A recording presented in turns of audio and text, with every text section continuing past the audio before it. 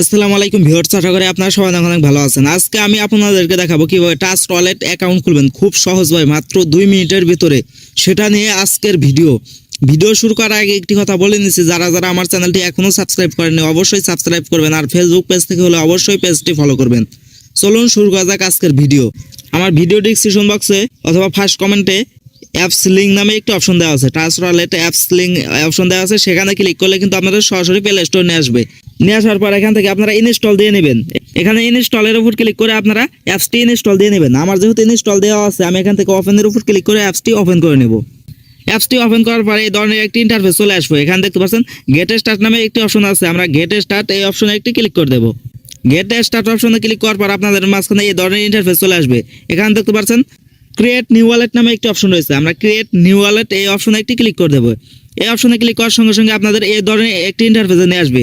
এখানে দেখতে পাচ্ছেন ব্যাকআপ ম্যানুয়াল নামে একটি অপশন রয়েছে, আমরা এই অপশনে একটি ক্লিক করে দেবো। নিচে আরেকটা অপশন আসতে পারে, আপনারা সেই অপশনে ক্লিক করবেন না। এখানে কিন্তু আপনারা ভালোভাবে দেখে নেবেন, ব্যাকআপ ম্যানুয়াল নামে একটি অপশন রয়েছে, আমরা এই অপশনে একটি ক্লিক করে দেবো।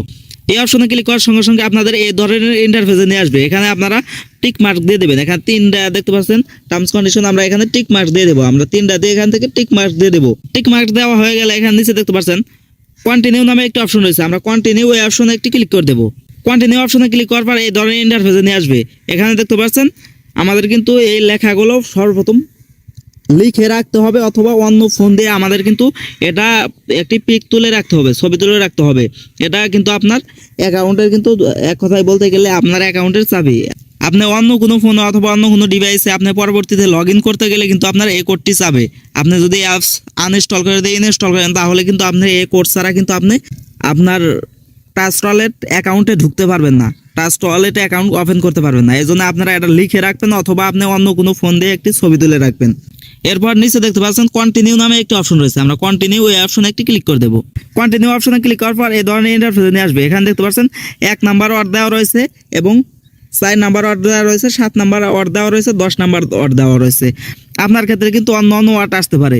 আপনি এখানে এখন মিলাবেন কিভাবে, আপনি এখান থেকে দেখে নেবেন। এখান থেকে আপনি যেই স্ক্রিনশট অথবা লিখে রাখছেন সেটা আপনি এখান থেকে দেখে নেবেন 1 নাম্বারে কি দেওয়া রয়েছে। 1 নাম্বারে যেহেতু এটা দেওয়া রয়েছে, আপনি এখান থেকে খুঁজে বের করবেন না আপনার 1 নাম্বারের লেখাটা কোন জায়গায় রয়েছে। আপনারা এখানে এই যে দেখতে পাচ্ছেন আমাদের এই জায়গায় রয়েছে। এইভাবে কিন্তু আপনার 4 নাম্বার, 7 নাম্বার, 10 নাম্বার এইভাবে কিন্তু আপনারা মিলিয়ে দিবেন।